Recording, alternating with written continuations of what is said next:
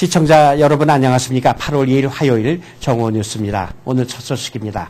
뉴저지 버겐 카운티와 자매 결연을 맺은 경상남도 합천군 고교생들이 버겐 카운티 청사를 방문 견학을 통해 글로벌 리더의 꿈을 키웠습니다. 주혜진 인턴 기자의 보도입니다. 뉴저지 버겐 카운티 청사와 자매 결연을 맺은 경상남도 합천군 고교생 19명과 인솔교사 1명 등 총 20명이 28일 버겐 카운티 청사를 찾았습니다. 합천군 관내 고등학교의 추천을 받아 선발된 학생들은 이달 중순 페어리 디킨스 대학에서 열린 인터내셔널 서머 프로그램을 마치고 버겐 카운티 청사를 방문했습니다.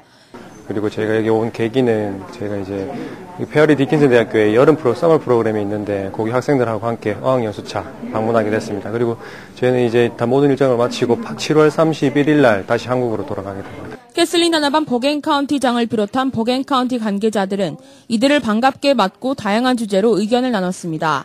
Hope when they go back to Korea, they take good feelings about Bergen County and how much we were glad to see them, and hopefully they come in the future and perhaps we can go there. But it was a wonderful exchange program here today.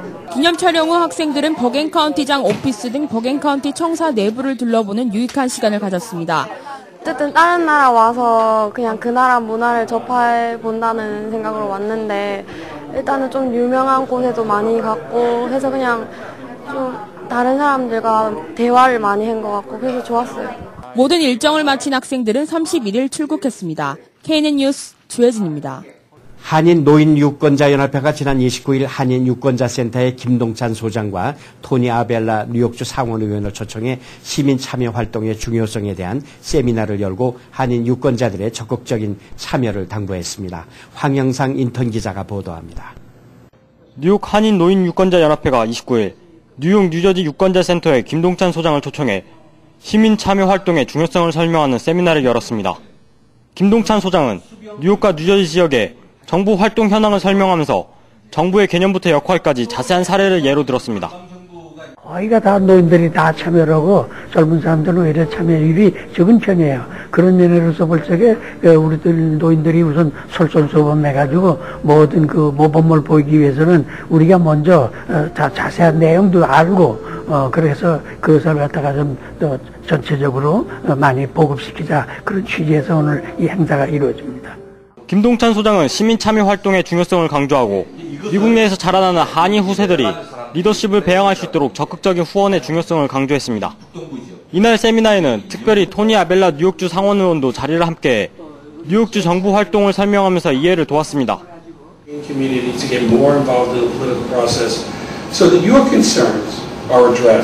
And I am fully committed to electing somebody of Korean descent to public office. 토니 아벨라 뉴욕주 상원의원은 한인 노인들이 미국 내 커뮤니티 활동에 적극 참여하는 것이 카운티 발전과 한인 후세들에게 중요한 역할을 한다고 강조했습니다. 또한 최근 뉴욕주의 노인 복지 예산안이 대폭 삭감된 데 따른 불편 사항에 대해 한인 노인 유권자 연합회 회원들을 대상으로 일일이 성심성의껏 답변해주는 등 한인 사회에 대한 뜨거운 관심을 표했습니다. KNN 뉴스 황영상입니다. 한국어 정규 과목 채택 추진회가 이번 9월 학기 리치필드 고등학교 한국어반 개설을 위한 모금운동에 박차를 가하고 있습니다. 김상수 인턴 기자가 보도합니다. 한국어 정규 과목 채택 추진회가 뉴욕과 뉴저지 지역 고등학교 한국어반 개설을 위한 모금운동을 전개해 나가고 있습니다.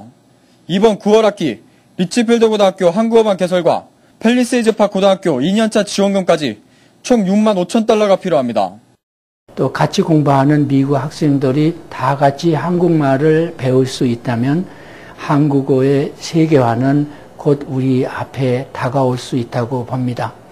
이것을 우리 동포 1세들이 우리 도와주셔서 한국어반을 개설하는 데 후원을 해주신다면 이 후원은 앞으로 우리 한인 후손들이 자라서 학교에 가서 공부할 때 우리 말이 미국 중고등학교에서 모든 학생들이 공부하는 그러한 언어가 되었다는 것을 자기들이 알고 굉장히 자랑스럽게 생각할 것 같습니다. 이러한 이 운동에 여러분들이 동참해 주신다면 그것은 후손들을 위해서 우리 1세들이 줄 수 있는 가장 뜻있는 그러한 선물이 되리라 믿습니다. 그중 5만 달러는 모금된 상태며 15,000달러가 더 필요합니다. 하지만 내년에는 레오니아 고등학교에서 한국어반 개설을 원하고 있고 한국어 정규과목 채택위원회의 조사에 따르면 버겐 카운티 한 11개 학교에 한국어반 개설이 가능합니다. 현재 미국 내 약 1000개 학교에서 중국어반 수업이 이루어지고 있고 한국어반은 약 65개 학교에서 진행되고 있습니다. 한국의 세계화 추진과 선진국 반열에 오르기 위해 한국어반 개설을 통한 한글 전파와 그로 인한 한국 문화 선전으로 한국의 위상을 높일 시기입니다. KNN 뉴스 김상수입니다. 한미장학재단 동북부 지부가 올해 52명의 장학생 선발을 마무리 짓고 시상식 일정에 대한 공식 일정을 밝혔습니다. 황영상 인턴 기자가 보도합니다. 한미장학재단 동북부 지부가 총 52명의 2011년도 장학생 선발을 마무리 짓고 장학금 전달 일정을 발표했습니다. 장학생들은 1인당 최소 2,000달러의 장학금을 받게 되며 개인 기부 장학금 수상자는 최대 3,000달러까지 지급받게 됩니다. 예, 오늘 저희 한미장학재단 동북부 지역에서 저희가 장학금 수요 때문에 저희가 어플리케이션을 받은 게 토럴 237명을 받았습니다. 그래서 그 중에서 52명을 선발해서 오늘 발표하게 됐습니다. 평균 4.6대 1의 경쟁률을 보인 이번 선발에는 예년보다 우수 지원자도 많았지만 어려운 가전 형편에서도 성적이 우수한 공립대학 재학생들의 지원이 사립대 재학생에 비해 상대적으로 적었습니다. 또한 선발된 장학생 중에도 여학생이 65%를 차지한 것에 비해 남학생은 35%를 보여 공립대 재학생들과 남학생들의 신청 지원을 늘리는 데 주력할 계획을 밝혔습니다. 10년 전하고 지금 이번 지원서들을 읽을 때하고 저희 소감은요. 학생들이 꿈이라는 것이 굉장히 뚜렷하게 나오는 것 같고요. 자신감이 굉장히 만만한 것 같고요. 그 다음에 열심히 한다는 것이 정말 만족스럽고 저희를 아주 기쁘게 해주고 장학금을 주는 입장에서도 보람을 많이 느끼고 있습니다. 올해는 뉴저지 초대교회가 기부한 1만 달러로 신학대 재학생 3명이 장학생에 선발된 것도 특징이지만 이 또한 지원율이 저조했다며 신학대 학생들의 지원도 늘리는 데 주력할 것을 언급했습니다. 이번 2011년도 한미장학재단 동북부지부 장학생 시상식은 9월 10일 플러싱에 위치한 대동연회장에서 열릴 계획입니다. KNN 뉴스 황영상입니다. 미 하원은 1일 디폴트 시한 도래를 앞두고 극적으로 타결된 연방정부 부채 상환 증액안을 통과시켰습니다. 공화당이 다수당인 하원은 이날 저녁 본회의를 열어 표결을 통해 찬성 269표, 반대 161표로 합의안을 처리했습니다. 당초 이번 합의안에 대해 하원의 공화당 내 티파티 그룹과 민주당의 진보 성향 의원들에서 반발이 제기돼 진통이 있었지만 무난히 통과됐습니다. 부채 상환 증액 합의안이 반대 의원들이 많았던 하원을 통과함에 따라 미국이 디폴트 사태를 피할 수 있는 막판 장애물은 넘은 것으로 보입니다. 상원은 하원보다는 이 합의안에 대한 내부 반발이 적기 때문에 2일 예정된 본회의 표결에서 하원 통과안을 무난히 처리할 것으로 예상됩니다. 오바마 대통령은 국채 상한이 증액되지 않을 경우 디폴트에 들어가게 되는 시한인 이날 자정 전에 상원 표결을 거친 최종안에 대해 서명할 것으로 보입니다. 미국은 1일 북한은 국제 의무를 준수할 필요가 있고 그들의 핵 프로그램이 무엇인지를 전 세계에 투명하게 보여줄 필요가 있다고 밝혔습니다. 마크 토너 국무부 부대변인은 정례 브리핑에서 북한의 김계관 외무성 제1부상이 우라늄 농축 프로그램을 중단할 수 없다는 입장을 밝혔다는 소식에 이같이 반응했습니다. 그는 우리는 비핵화에 대해 진지하다는 북한의 구체적인 신호들을 계속 기대하고 있다면서 지켜볼 것이라고 말했습니다. 그는 또 뉴욕에서 열린 북미 회담 결과와 관련해 좋은 만남이었으며 건설적이었다고 거듭 평가한 뒤 6자 회담 국가들과 향후 조치들에 대해 협의를 해나갈 것이라고 설명했습니다. 그는 우리는 처음부터 이번 회담은 탐색적 회담이라는 것을 밝혔다면서 경청 동지할 돌파구를 기대했느냐고 묻는다면 그렇지 않았다고 대답할 것이라고 말했습니다. 미국 남부 지역이 연일 계속되는 폭염으로 힘겨운 여름을 나고 있습니다. 텍사스주의 최대 도시인 휴스턴과 댈러스는 1일 낮 최고 기온이 현지에서 폭염의 기준으로 간주되는 화씨 100도를 웃도는 등 텍사스를 비롯해 알래바마, 미시시피, 루이지애나, 아칸소, 뉴올리언스, 조지아주 등 남부 지역은 한낮 걸어다니기가 힘들 정도의 열풍이 이어지고 있습니다. 특히 댈러스와 인근 포트워스시는 이날로 31일째 100도를 넘어 1980년에 세워진 이 지역의 42일 연속 100도 기록 경신 가능성이 제기되고 있습니다. 댈러스의 기온은 1일 핫시 111도를 넘는 등 오는 10일까지 100도를 웃돌 것으로 예보되고 있습니다. 남부의 이상 고온으로 각종 피해가 눈덩이처럼 불어나고 있지만 폭염은 전혀 수그러들 기미를 보이지 않고 있습니다. 남부에서는 고온보다 열대야 현상이 주민들에겐 더욱 현실적인 문제로 대두되고 있습니다. 한편 수도 워싱턴 DC는 7월 기온이 1871년 이래 최고를 기록했으며 뉴저지 뉴워크는 최고 기온이 핫시 108도로 사상 최고 기온을 경신했습니다. 이어서 지역 뉴스 브리핑 이어지겠습니다. 먼저 중앙일보입니다. 중앙일보 오늘 일면 탑은 기습 우박 폭우 피해 속출이라는 제목입니다. 특히 그 퀸스와 네소 경계 지역을 집중 강타했다는 소식인데요. 어제 오후 4시쯤 뉴욕 일원에 폭우와 우박이 쏟아져서 차량이 파손되고 일부 고속도로가 침수되는 피해가 발생했습니다. 우박의 크기는 골프공만 한 것으로 퀸스 리들렉과 네소 카운티 일대를 강타해서 이 지역 주민들이 차량 파손에 피해를 당했다고 합니다. 롱아일랜드 레일로드는 신호 시스템이 2차례 번개에 맞아서 시설이 마비되면서 1시간여 동안 기차 운행이 중단되기도 했다고 합니다. 왼쪽에는 골프공 크기만한 우박의 사진과 또 파손된 차량 사진이 실려 있습니다. 다음 소식은 뉴저지 테너플라이 등에서 위장전이 뿌리 뽑는다. 그런 제목입니다. 뉴저지의 주요 학군들이 기존 재학생들을 대상으로 거주지 확인에 나서고 있을 뿐 아니라 위장전입 제보자들에게 보상금을 주는 그런 제도를 도입한다고 합니다. 한인 학생이 약 20%를 차지하는 테너플라이 학군은 지난달 말에 재학생들을 대상으로 한 재등록을 완료했다고 합니다.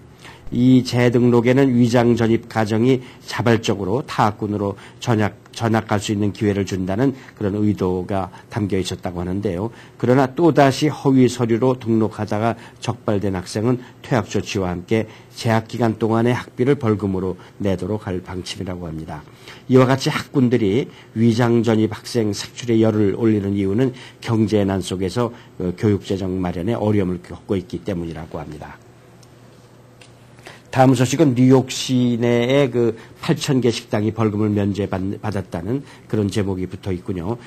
마이클 블룸버그 뉴욕 시장이 위생등급제 실시 1주년 기자회견을 통해서 그와 같은 처치를 했는데요. 올 상반기 동안 뉴욕시 식당 3곳 중 한 곳은 위생검사에서 벌금이 부과됐더라도 이를 면제받는 것으로 나타났습니다. 위생검사에서 A등급을 받은 그런 업소들입니다. 뉴욕시장이 어제 식당 위생 등급제 1주년 기자회견에서 올 1월부터 최근까지 A등급을 받은 8,000여 개 식당 업주는 벌금을 면제키로 했다. 그렇게 발표를 했습니다. 시정부에 따르면 벌금을 면제받는 식당은 뉴욕시 식당의 3분의 1에 해당되고 이들이 면제받는 금액은 총 $300만 정도 된다고 합니다. 시장은 깨끗하고 안전해져서 뿌듯하다. 시민들의 90%가 지지를 했다고 밝혔습니다. 다음 소식은 재외동포재단 이사장의 권영건 현 이사장의 연임이 확정적이라는 그런 제목입니다. 연임 반대 여론이 거센 가운데 사실상 확정된 것으로 알려졌습니다. 이 권 이사장의 임기가 오는 8월 13일까지이기 때문에 빠르면 다음 주 안으로 확정 사실이 발표될 전망이라고 합니다. 이에 따라서 권 이사장의 연임을 반대해온 일부 재외동포 학계와 미주 한인 원로 정치인들의 반발이 예상된다고 합니다. 이어서 한국일보입니다. 한국일보 오늘 일면탑은 2011년도 코리안 퍼레이드가 역대 최대 규모로 열린다는 제목입니다. 10월 1일 아메리카 애비뉴, 6애비뉴죠. 200개 단체 참가 목표, 그랜드 마샬로는 쿠오모 주지사와 찰스 슈머 상원의원이 유력하다고 합니다. 이번 대회에도 한국 전통 탈춤과 추억대 행렬 등이 선보이게 되고 또 무엇보다도 내년으로 다가온 여수 세계 박람회 홍보단이 대규모로 참가한다고 합니다. 다양한 이벤트를 통해서 홍보를 한다고 하는데요. 총 참가 단체 목표가 200개 정도이고 그랜드 마샬이 앤드류 쿠오모 뉴욕 주지사와 연방 상원의원 찰스 슈머 그리고 진리 브랜드 의원 등이 섭외 대상으로 참석 가능성이 유력시되고 있다고 합니다. 또한 맨하탄 32가 한인타운에는 야외 장터가 뉴욕 한인의 책임 운영하에 마련돼서 전통 먹거리와 국악, 민속, 무용, 노래자랑 등 다채로운 볼거리가 제공된다고 합니다. 또 K-팝 경연대회도 진행될 예정이라고 합니다. 다음 소식은 한인 밀집 지역인 뉴저지 펠팍의 첫 부시장이 탄생할 것이라는 제목입니다. 제이슨 김 현 시의원이 유력하다고 하는데요. 시정부는 이달 16일 열리는 펠팍 시의회 정기회의에서 타운 내 첫 부시장제 도입과 아울러 부시장 인준과 취임식을 함께 거행할 예정이라고 합니다. 다음 소식 역시 펠팍 지역 소식입니다. 교통위반 재판이 급감했다는 반가운 소식입니다. 지난해 7월부터 올해 6월까지 1년간 펠팍과 포트리 타운 법원에 접수된 재판 건수는 각각 2만 4천 건과 4만 8천 건으로 전년도 같은 기간에 접수된 3만 1천 건과 4만 9천 건보다 약 24%와 3%가 감소했습니다. 펠팍은 형사재판이 전년 대비 18% 감소했고 교통 및 주차 관련 재판이 무려 24%나 줄었다고 합니다. 포트리는 전년 대비 형사재판이 1% 늘었고 교통 및 주차 관련 재판이 4% 줄었다고 합니다. 특히 그 음주운전은 163건으로 전년도 기록인 215건보다 무려 24%가 감소했다는 소식 전하고 있습니다. 다음 소식은 플러싱 한인사회 소식입니다. 간판 영어 표기 의무화를 저지한다는 그런 제목인데요. 플러싱 상인 단체들이 기자회견을 통해서 상권의 특성을 무시한 행위라고 비판을 했습니다. 퀸스 한인회와 유니온 상가 번영회 그리고 아주인 평등회가 어제 유니온 상가에서 공동 기자회견을 갖고 영어 표기 의무화 법안의 입법화에 맞서서 이를 무력화시키기 위한 로비 활동을 전개하겠다고 밝혔습니다. 퀸스 한인회와 유니온 상가 번영회는 지난달 28일 새벽 발생한 플러싱 공영주차장 인근 한인 상점 낙서 피해 사건이 혹시 인종혐오 범죄가 아닌가 하는 연관성 여부에 대한 수사도 아울러 촉구했다고 합니다. 오늘의 시사 칼럼입니다. 시청자 여러분 안녕하십니까? 일본 자민당 의원 3명이 어제 하루 종일 김포공항을 휘젓고 돌아갔습니다. 입국하지 못할 것을 뻔히 알면서도 정치쇼를 한바탕 치르고 나서 9시간 만에 돌아갔다고 합니다. 일본기인 ANA를 타고 왔다가 입국을 거절당한 채 김포공항 내 송환 대기실에서 비빔밥 먹고 한국산 김 사가지고 귀환했습니다. 독도 영유권 문제를 쟁점화하려는 의도로 울릉도 방문을 예고했던 그들이 남의 나라 공항에서 일종의 정치쇼를 벌인 것이죠. 일국의 의원답지 않게 말썽을 부린 그들에게 공항당국이 말려들지 않고 잘 설득해서 돌려보낸 것 잘한 일이라고 생각합니다. 일부에서는 그 한국 정부가 일본의 극우 정치인의 돌발 행동에 정면으로 대응함으로써 그들의 주장을 펼 수 있는 장을 마련해 준 것 아니냐는 그런 지적도 있었습니다마는 강제 송환이라는 물리력을 행사하지 않고 자발적으로 떠날 수 있도록 유도한 것도 다행이라고 생각합니다.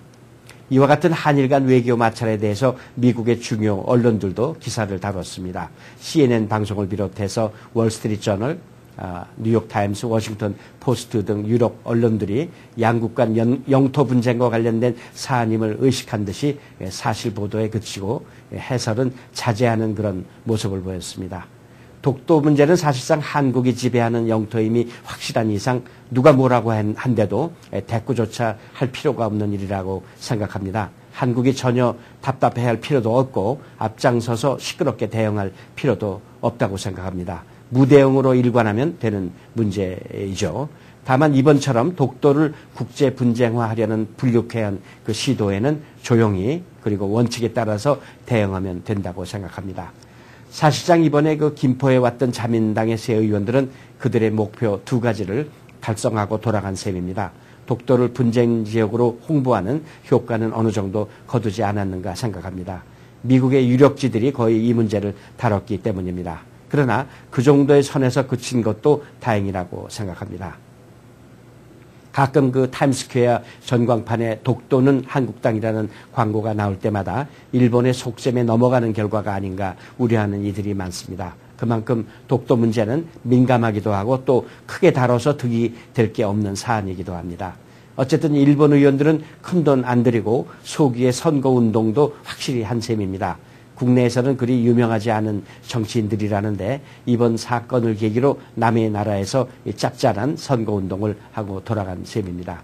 한번 맛을 들인 그들이 또 나타날 것 같습니다. 문제는 앞으로도 또 나타날 제2, 제3의 그들을 어떻게 다루어야 할지에 대해서 한국 정부가 고민해야 할 것입니다. 감사합니다. 오늘의 날씨 이어지겠습니다. 날씨를 알려드립니다. 8월 2일 날씨입니다. 오랜만에 최고기온 91도까지 치솟으며 무더위가 기승을 부리겠습니다. 최저기온 70도입니다. 8월 3일 날씨입니다. 하루 종일 흐린 날씨 보이며 천둥 번개 치는 곳도 있겠습니다. 최고기온 79도, 최저기온 70도로 뚝 떨어지겠습니다. 건강 조심하셔야겠습니다. 날씨였습니다. 지금까지 8월 2일 화요일 정오뉴스였습니다. 시청해주신 여러분 감사합니다.